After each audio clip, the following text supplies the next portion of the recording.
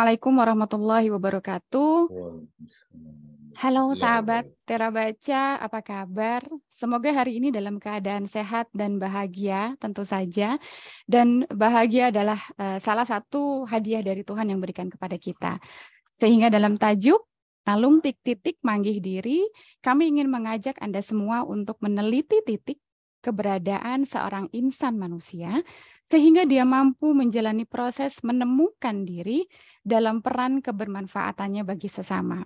Bersama saya, Maidi, Maya Yustia, yang senantiasa akan menemani Anda di acara Ditera, Dialog Bersama Tera Baca, di setiap hari Sabtu untuk memandu acara, sekaligus juga menjadi teman bincang tamu Tera Baca yang telah hadir bersama kita saat ini, yaitu Kang Angga. Apa kabar, Kang? Kabar baik, alhamdulillah. Mbak Maya, gimana kabarnya? Alhamdulillah, alhamdulillah. Aduh, Masya Allah, keluarga juga sehat ya. Alhamdulillah dalam kondisi yang sehat. Sahabat Tera Baca, beliau merupakan seorang dosen, wirausaha, traveler juga, termasuk juga penyiar di Radio K-Light 102,7 FM, Inspiring Sound. Cie, aku udah jadi kayak penyiar begini deh, kayak TV nih kayaknya. Aduh, itu Kang dari dulu sebetulnya saya tuh pengen loh jadi penyiar loh Kang, dari Oh mulai gitu saya ya? belum menikah. Jadi nggak tahu nih apakah ini sudah jadi layak apa jadi audensi seleksi menjadi K-Light nih. Sudah. Serius nih. Iya. Ya sudah, berarti nanti saya ini jadi apa namanya bikin agenda ketemu bos nih kayaknya. Ya Allah. Baik, baik. Sahabat Tera Baca, sebelum kita lanjut menalungti titik manggih diri dari beliau, perlu kiranya kami sampaikan bahwa di Tera adalah dialog bersama Tera Baca yang diselenggarakan oleh Tera Baca, tes rahasia bahasa coretan Anda, yang memposisikan diri sebagai priko-diagnostik melalui sisi grafos aesthetic method. Perangkat yang membantu untuk menyajikan keadaan aspek-aspek dasar yang ada dalam diri Anda hanya dengan melalui coretan Anda.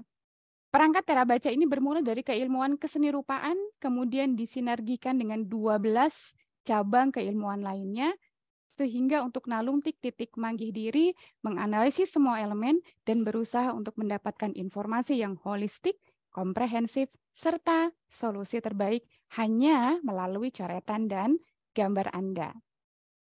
Acara ini didukung oleh CAEM, metode pengenalan aktivitas membaca secara cepat, aktif, dan efektif, serta menyenangkan, dan tentu saja K-Light 102,7 FM, Inspiring Sound.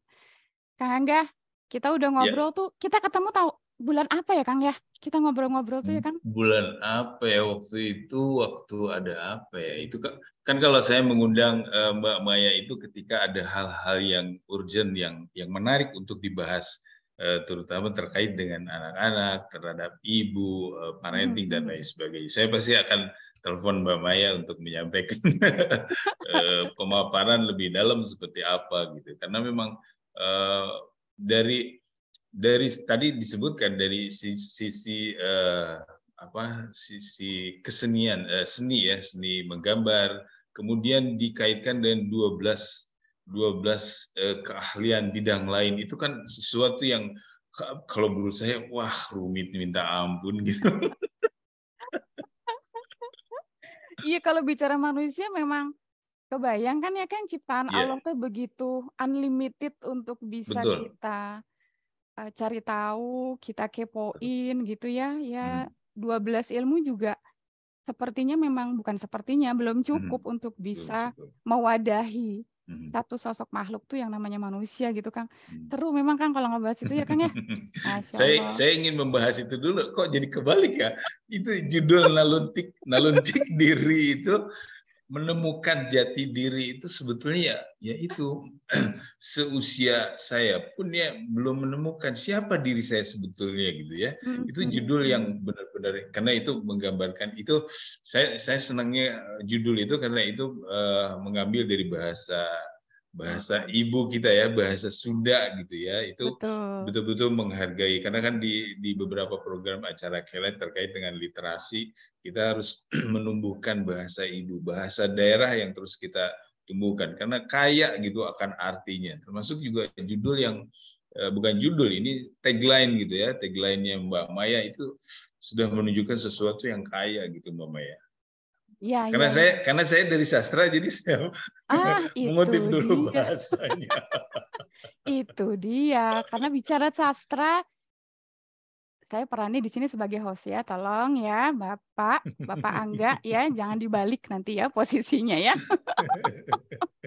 Iya, betul sekali. Jadi kalau kita berbicara tentang bahasa ibu, itu adalah satu perangkat yang bisa menjadi jembatan bagi pengetahuan, pengalaman-pengalaman kita Betul. dengan keilmuan yang akhirnya Betul. diikat dengan bahasa itu sebetulnya, Kang. Jadi makanya di Tera ini sebetulnya kita pengen membuat semacam sebuah simaan ya dari siapapun, peran apapun dia dan siapapun dia gitu ya, yang saya yakin pesan-pesan itu Allah sampaikan pada seluruh manusia gitu.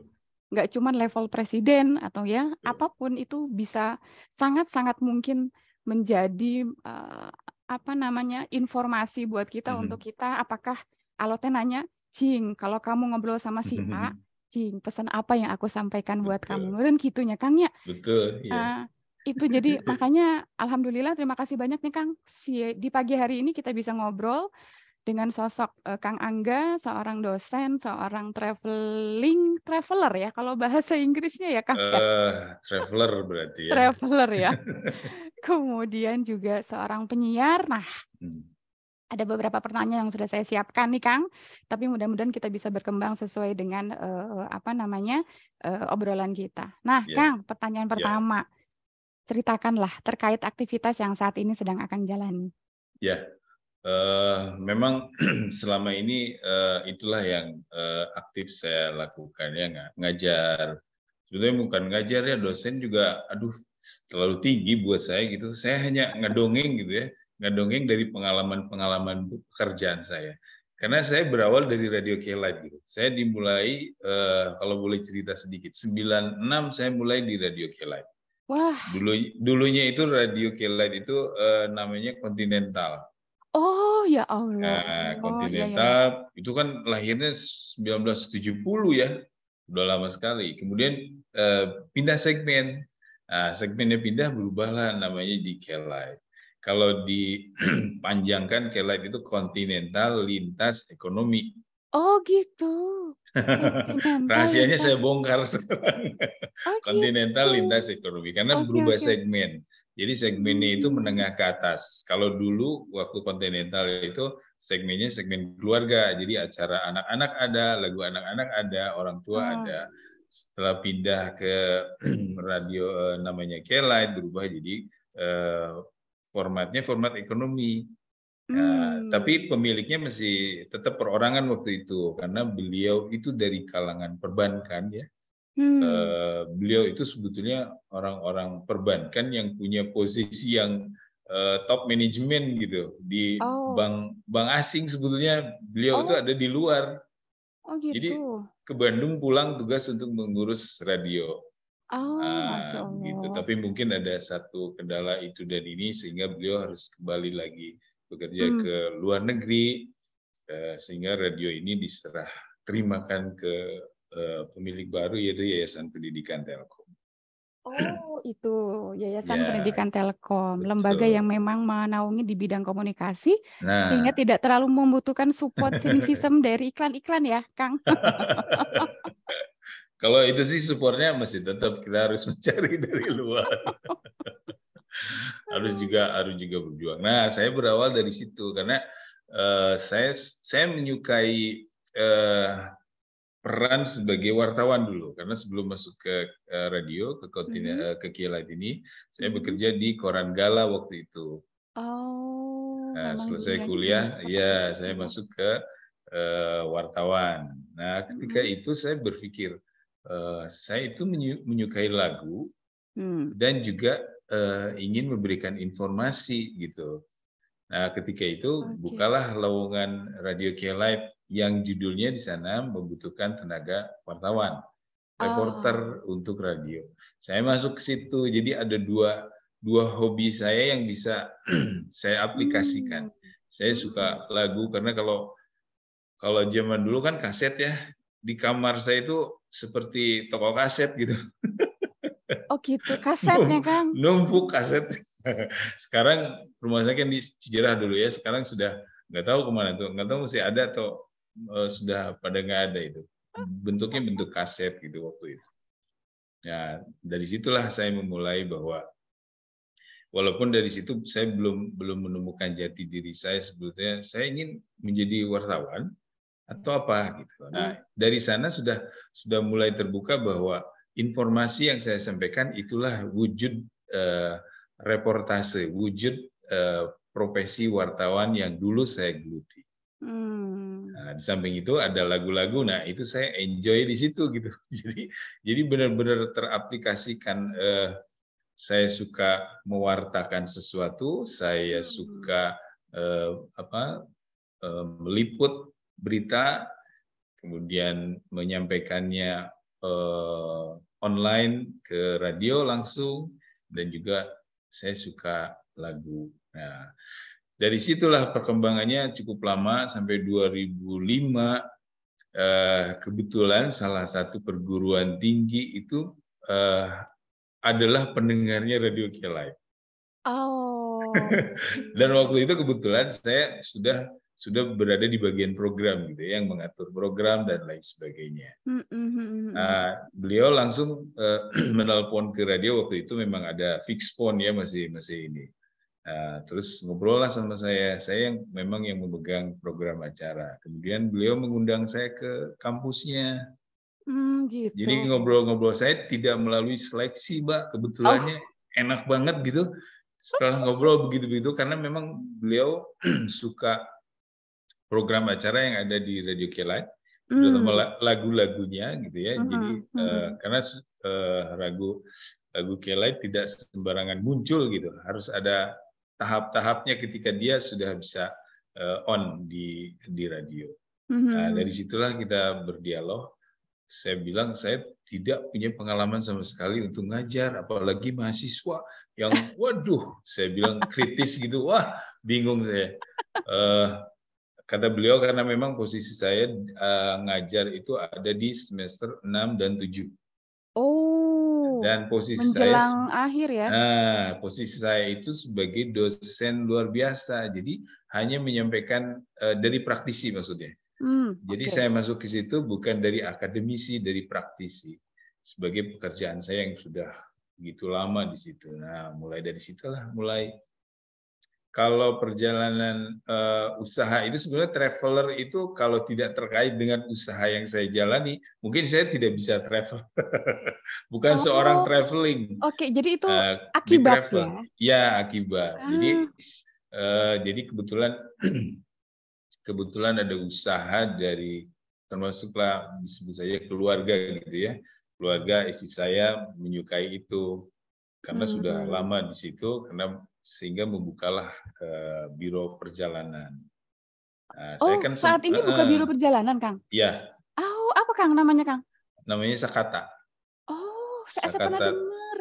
Oh, atuh boleh, atuh ya. Iya Allah. Oke.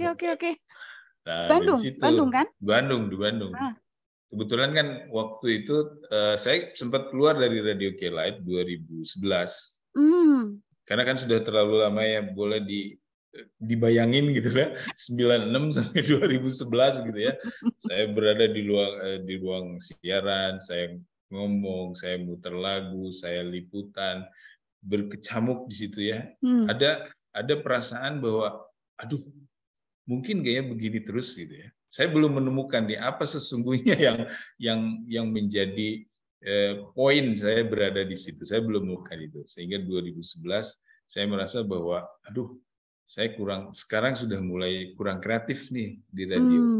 Nah, ketika waktu itu memang usaha kami di travel itu sedang sibuk-sibuknya waktu itu. Sedang rame-ramenya. Sehingga 2011 saya mengundurkan diri. Masya Allah. Dari Radio K-Live. Saya ikutlah ya kemana. Nah, dari situlah mulai traveling. Luar negeri, kok pulau dan lain sebagainya gitu ya. Nah, setelah itu 2019 kan tahu semua COVID. hampir semuanya Kena ya. travel itu kena. Paling dampaknya termasuk kami.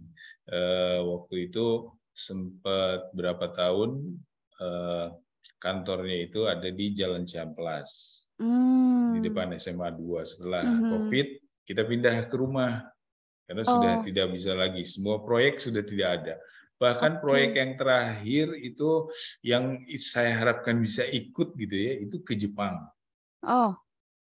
Karena saya mau ketemu Musashi.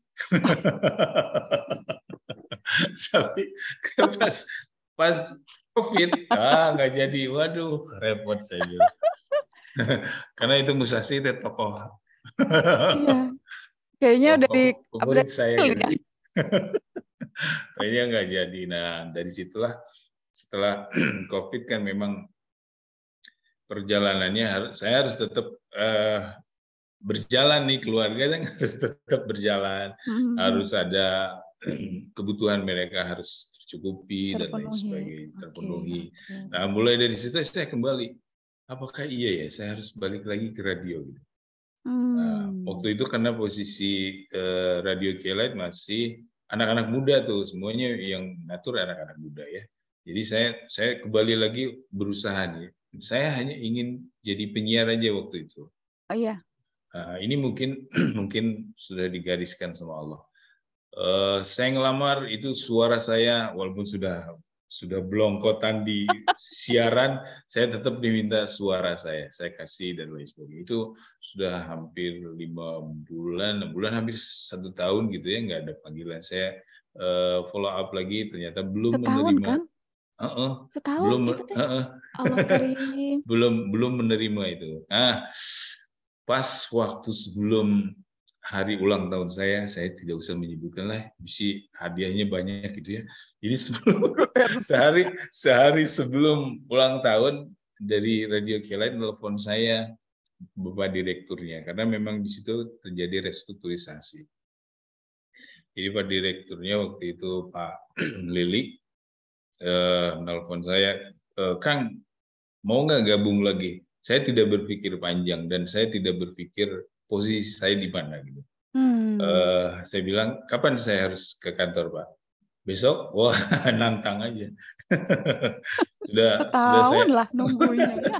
Sudah saya masuk. Nah, disitulah mulai, karena memang sedang restrukturisasi. Saya tidak paham bagaimana harus direstrukturisasi waktu itu. Tapi Pak Lilik, Pak Direktur waktu itu menyampaikan, silakan terserah Akang mau programnya dibuat seperti apa, mangga silakan. Kan saya sudah lama ya, waktu itu saya bisa merasakan bahwa radio saat itu lagi naik daun. K-Lite itu pernah merasakan iklan itu antri. Jadi iklan itu tidak mau ke radio lain selain ke radio K-Lite. Saya pernah merasakan itu. Walaupun K-Lite pada waktu itu karena posisinya menengah ke atas, harga per tayangnya pun cukup mahal gitu dari radio-radio lain. Nah, saya merasakan itu, tiba-tiba saya merasakan sekarang bahwa radio sudah mulai surut, bahkan pendengarnya karena sudah ada gadget dan lain sebagainya. Nah, kita bersaing dengan itu. Bukan bersaing, sekarang harusnya memanfaatkan media-media sosial yang ada gitu ya. Nah, mulailah masuk ke situ. Sehingga kan program yang dulu itu tidak benar-benar bisa dibawa kembali ke saat sekarang dengan formatnya gitu. Kalau dulu kan Radio K-Lite, kalau Mbak pernah dengar yang zaman baheula itu hanya siaran ya gitu ya. Formatnya orang dewasa lah gitu ya. Kalau ngobrol santun lah, seperti kita berhadapan dengan seseorang yang punya posisi paling tidak manajer ke atas, itu top management. Betul. Top manager. Jadi ngobrolnya juga harus santun dan lain sebagainya. Ketika saya masuk, ngobrolan juga harus berkualitas ya. Nah, itu. Ketika saya masuk, saya harus merubah formatnya. Jadi siaran itu tidak semua orang itu, walaupun posisinya sekarang masih posisi direktur, manajer, sekarang orang itu sudah merasa bahwa saya berada di kantor sudah stres nih, tidak ada hiburan lain. Kalaupun ada hal-hal yang serius, tolong bawakan dengan gaya yang santai gitu. Nah, mulailah itu datang, sehingga kemarin muncullah saya siaran sama Vivi di pagi hari, membahas yang serius tapi rada-rada konyol lah gitu. Jadi paling tidak itu bisa membuat pendengar itu agak semangat pagi-pagi. Karena persepsi saya begini, kalau sekarang saya mengajarkan sesuatu yang serius kepada pendengar, mungkin pendengar akan lebih serius karena sekarang media sudah banyak di mana-mana. Mereka akan lebih mudah menggali ilmu dan lain sebagainya. Kalau kita berusaha mengajari mereka, lu sampai di mana ilmunya? Nah itu saya membuat skenario supaya si pagi-pagi itu benar-benar bersemangat. Kita hanya punya trigger gitu bahwa inilah materi kita untuk pagi ini. Kan banyak tuh yang komentar, termasuk Mbak Maya juga pernah komentar itu dan ini. Sebetulnya kalau menurut saya komentar yang muncul itu karena keterbukaan si penyiar. Karena dari pembicaraan si penyiar. Kalau si penyiarnya hanya menutup diri, saya hanya menyampaikan sesuatu, saya pikir pendengar juga tidak akan memberi respon. Kan kalau sekarang ada responnya hanya jempol, hanya ketawa, dan lain sebagainya. Itu merupakan respon yang cukup menarik buat saya karena mereka akan berusaha ngambil handphone dan meluangkan gitu. waktu, waktu, mengalihkan sebentar, betul Kang, iya. Nah itulah yang terjadi komunikasi sampai sekarang. Nah yang terakhir itu tentang usaha travel itu sekarang berjalan tapi tidak seperti dulu ya. Sekarang karena kan travel sekarang juga banyak lah. Termasuk umroh juga kan? Nah kalau umroh enggak, karena umroh itu izinnya beda, harus ada simpuk atau apa gitulah. Jadi harus. Nah prosedurnya beda. Izinnya beda. Gitu Mbak Maya. Masya Allah. Dari mulai ini dalam satu cerita, semua aktivitas bisa masuk di situ dan dapat tuh yang tadi Akang bilang sebelum kita mulai itu puzzle. Ini mah puzzle-nya udah runtut, udah di satu-satuin ini mah. Iya, dari mulai dan semuanya itu baru terasa bahwa ini adalah skenario yang rapi dari Allah ketika sudah pada level ini ya Kang? Ya, betul. Atau di usia inilah gitu, di jangan usia ini, level betul, di usia ini betul. baru rapi banget ternyata ya rencana Allah itu gitu. Ya, betul ya Kang ya? Betul. Karena kita sudah mulai ya 40, 45 gitu ya, sampai naik ke 50 gitu. Kita harus berpikir iya ya, selama ini apa yang saya lakukan gitu ya. Itu dia. Kalau untuk keluarga ya oke lah, memang keluarga harus bareng sama kita. Tapi sebagai pribadi yang berposisi sebagai seorang laki-laki yang harus jadi imam, yang harus ngasih contoh anak-anak, istri dan lain sebagainya, yang harus memberikan semangat ketika posisi kita dalam posisi yang kurang baik gitu ya. Mereka tidak boleh juga diberitakan dari kantor, wah papa begini. Mereka kan akan ini juga. Mereka akan tahu sendiri gitu. Jika cara kita menyampaikannya dengan sesuai dengan prosedur yang berlaku dalam rumah. Ini contoh dari bapak saya almarhum yang cukup sederhana gitu ya.